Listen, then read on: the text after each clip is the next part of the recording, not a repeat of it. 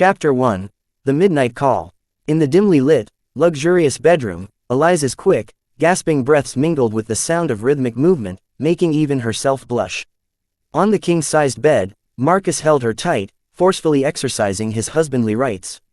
He left kisses on her neck and chest, caressing her body while his movements below grew increasingly fervent, leaving Eliza enraptured. It had been a long time since they had such a blissful night, as Marcus often traveled for extended business trips, and his demanding work at the company meant he often returned home late and exhausted. Eliza wrapped her arms around her husband's back, letting out soft moans. She usually didn't dare to be too uninhibited in bed, unsure of what kind of woman Marcus preferred, but tonight the sensation was so overwhelming that she couldn't suppress the sounds. Marcus's long, dark eyebrows arched slightly, a corner of his mouth curving up, and he flipped her onto her stomach. Just then, Marcus's bedside phone rang, causing him to pause his movements. The position she was in allowed Eliza a quick glance at the caller ID, Hannah. Her good mood instantly turned into a barren desert. Marcus quickly grabbed the phone, pulled the sheet around his waist, and got out of bed to answer. "Hello, what's wrong?" His voice was filled with anxiety, his tall, muscular body tensed up, and his eyes darted around. Eliza sat up, watching her husband take the call, glancing at the clock. It was already midnight. Marcus said, "Okay, wait for me a moment. I'll be right there." He hung up, hastily put on his clothes, and offered a terse explanation under Eliza's irritated gaze. "I have to go out for a while. You go to sleep first. What's so urgent that you have to go out in the middle of the night?" "Who called?" Eliza frowned, clicking her tongue. "It's just a colleague. Something important came up." Marcus's movements didn't slow down, and his handsome, stoic face showed no signs of distress, even though he was clearly lying. Eliza gave a cold laugh. "A colleague named Hannah, your ex-girlfriend." "She's not my ex-girlfriend, never was," Marcus said evenly.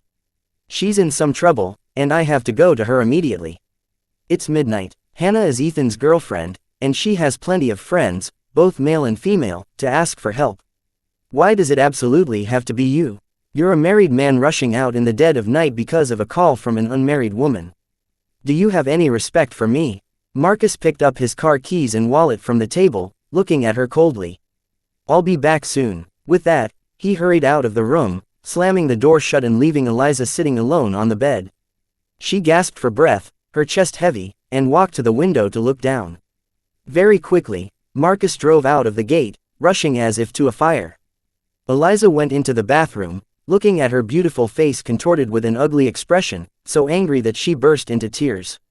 Without asking for Eliza's agreement, Marcus ignored her expression and helped Hannah into the house. Hannah grinned, vaguely waving a hand at Eliza, her voice slurring.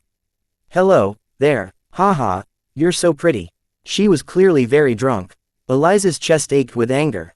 She followed Marcus, wanting to see if her husband intended to give his friend a bath himself.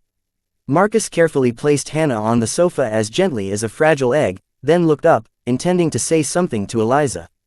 Faced with her blazing glare and tear-filled eyes, he swallowed his words and walked toward the kitchen to wake up Mrs.